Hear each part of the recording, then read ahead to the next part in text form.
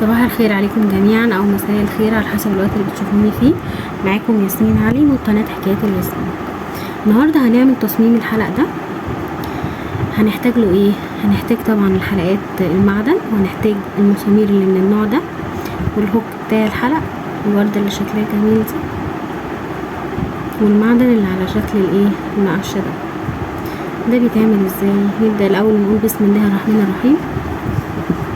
هنبتدي الاول نجيب المسمار ده، هنبتدي ندخله ايه في الوردة كده. نبتدي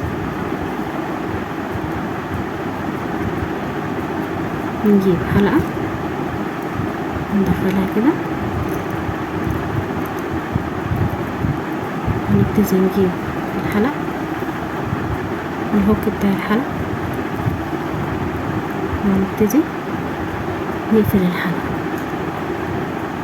تمام، فاحنا كده عملنا الايه الجزء اللي فوق بتاع الحلقة. بالنسبة للمسمار احنا طبعا مش محتاجين ايه كل دي، هنبتدي نقص منها حتة بالقصافة، بالجزء بتاع القصافة،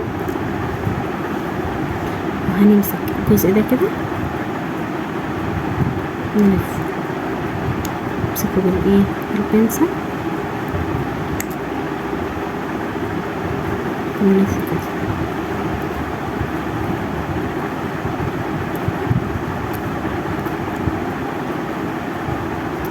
تمام، ونجيب حلقة تانية ونبتدي ندخلها الجزء ده، ونجيب المقشة نفتح بس الحلقة شوية، ونجيب المقشة ندخلها كده، ونبتدي نقفل الحلقة ايه تاني.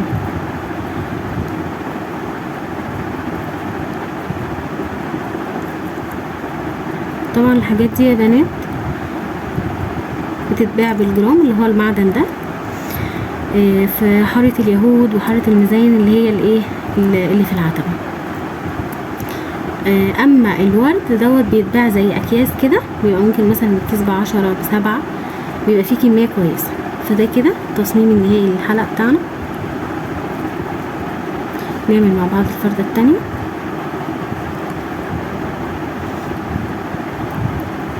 هنبتدي نجيب المسمار كده،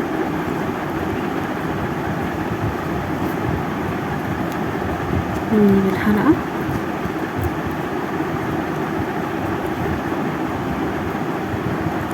ندخلها في الحلقة بتاعت المسمار برضه وقع، مفيش اي مشكلة خالص. احنا ممكن نبدأ الاول بايه، نركب الهوك بتاع الحلقة. تمام، بسم الله الرحمن الرحيم، نقفلها كويس. بعد كده نبتدي نركب الوردة، ونقص برضو ايه جزء كده بالقصافة،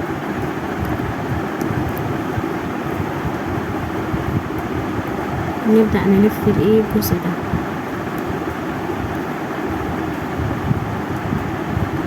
تمام،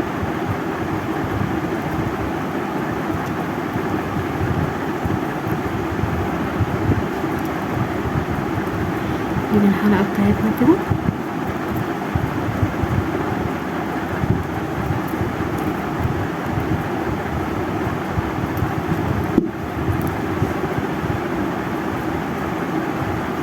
كده يا بنات يبقى خلصنا تصميم الحلقة اللي معانا.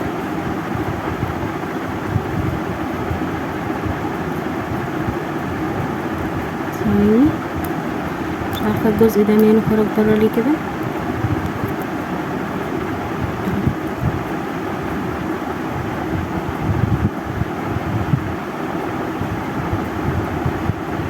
تصميم بسيط وسهل، وممكن اي بنوتة صغيرة تعمله. اشوفكم ان شاء الله المرة الجاية على خير. ما تنسوش تعملوا اللايك والشير، وتشتركوا بالقناة، وتفعلوا زر الجرس عشان يوصلكم كل جديد. كانت معكم ياسمين علي.